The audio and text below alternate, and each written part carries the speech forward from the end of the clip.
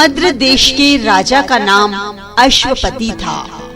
उनके कोई भी संतान न थी, इसलिए उन्होंने संतान प्राप्ति के लिए सावित्री देवी की बड़ी उपासना की, जिसके फलस्वरूप उनके एक अत्यंत सुंदर कन्या उत्पन्न हुई। सावित्री देवी की कृपा से उत्पन्न उस कन्या का नाम अश्वपति ने सावित्री ही रखा। सावित्री की उम्र, रूप, गुण और लावण्य शुक्ल पक्ष के चंद्रमा की तरह बढ़ने लगे और वह युवावस्था को प्राप्त हुई। अब उनके पिता राजा अश्वपति को उसके विवाह की चिंता होने लगी। एक दिन उन्होंने सावित्री को बुलाकर कहा, पुत्री, तुम अत्यंत विदुषी हो, अतः अपने अनुरूप पति की खोज तुम स्वयं ही करो। पिता की आज्ञा पाकर सावित्री एक वृद्ध तथा अत्यंत बुद्धिमान मंत्री को साथ लेकर पति की खोज हेतु देश विदेश के पर्यटन के लिए निकल पड़ी। जब वह अपना पर्यटन कर वापस अपने घर लौटी तो उस समय सावित्री के पिता देवर्षि नारद के साथ भगवत चर्चा कर रहे थे। सावित्री ने दोनों को प्रणाम किया और कहा, हे पिता, आपकी आज्ञानुसार मैं पति का चुनाव करने के लिए अनेक देशों का पर्यटन कर वापस लौटी हूँ। शाल्व देश में द्युमत सेन नाम से विख्यात एक बड़े ही धर्मात्मा राजा थे, किंतु बाद में दैववश वे अंधे हो गए। जब वे अंधे हुए उस समय उनके पुत्र बाल्यावस्था में थे। द्युमत सेन के अंधत्व तथा उनके पुत्र के बालपन का लाभ उठाकर पड़ोसी राजा ने उनका राज्य छीन लिया। तब से वे अपनी पत्नी और पुत्र सत्यवान के साथ वन में चले आए और कठोर व्रतों का पालन करने लगे। उनके पुत्र सत्यवान अब युवा हो गए हैं। वे सर्वथा मेरे योग्य हैं, इसलिए उन्हीं को मैंने पति रूप में चुना है। सावित्री की बातें सुनकर देवर्षि नारद बोले, हे राजन, पति के रूप में सत्यवान का चुनाव करके सावित्री ने बड़ी भूल की है।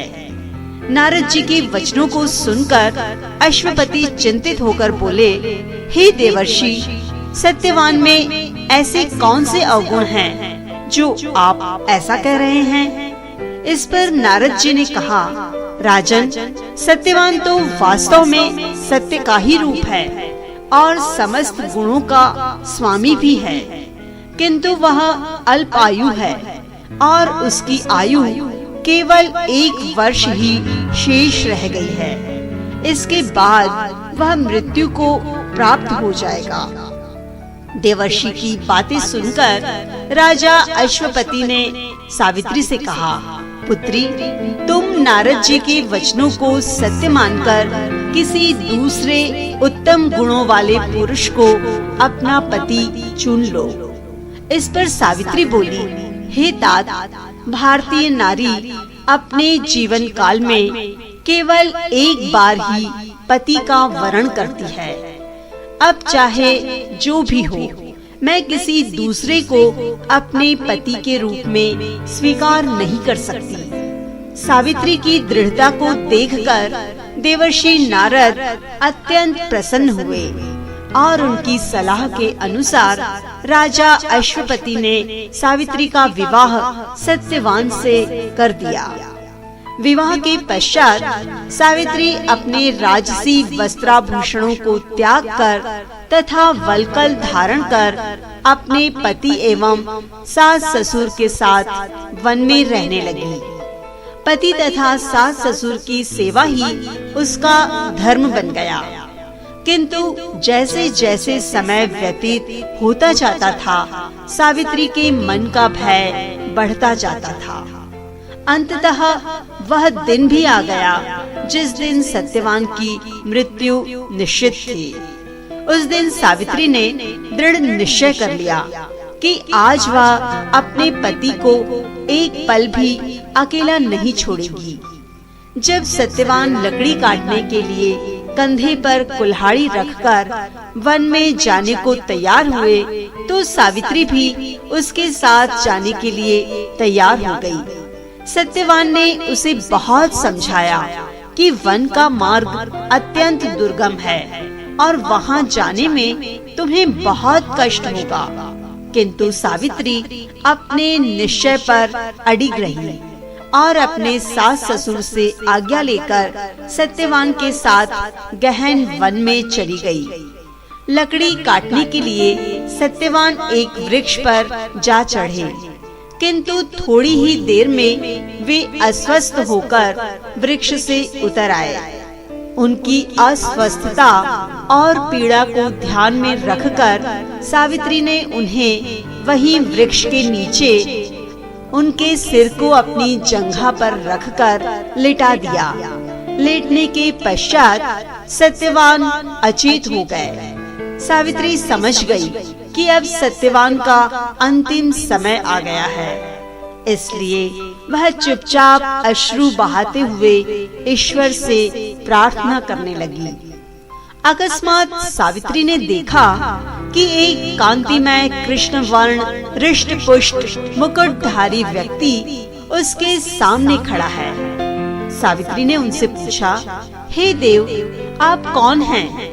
उन्होंने उत्तर दिया कि सावित्री, मैं यमराज हूँ और तुम्हारे पति को लेने आया हूँ। सावित्री बोली, हे प्रभु, सांसारिक प्राणियों को लेने के लिए तो आपके दूत आते हैं, किंतु क्या कारण है कि आज आपको स्वयं आना पड़ा? यमराज ने उत्तर दिया, हे देवी, सत्यवान धर्मात्मा तथा गुणों का समुद्र है। मेरे दूत उन्हें ले जाने के योग्य नहीं हैं, इसलिए मुझे स्वयं आना पड़ा है।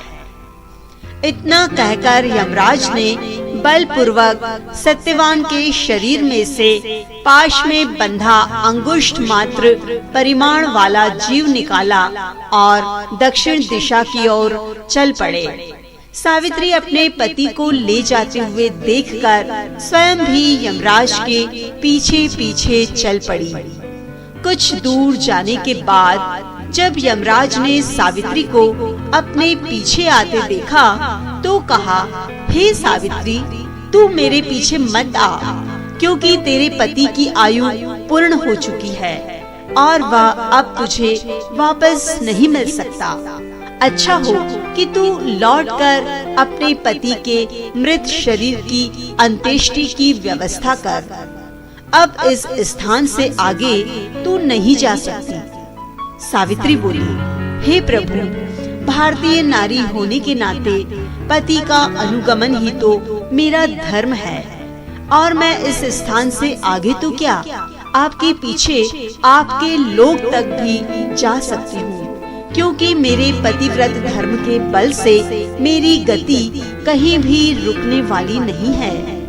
यमराज बोले, हे सावित्री, मैं तेरे पतिव्रत धर्म से अत्यंत प्रसन्न हूँ, इसलिए तू सत्यवान के जीवन को छोड़कर जो चाहे वह वरदान मुझसे मांग ले। इस पर सावित्री ने कहा, प्रभु, मेरे ससुर नेत्रहीन हैं, आप कृपा करके उनके नेत्रों की ज्योति पुनः प्रदान कर दें। यमराज बोले, ऐसा ही होगा, लेकिन अब तू वापस लौट जा। सावित्री ने कहा, भगवान, जहाँ मेरे प्राणनाथ होंगे वही मेरा निश्चल आश्रम होगा।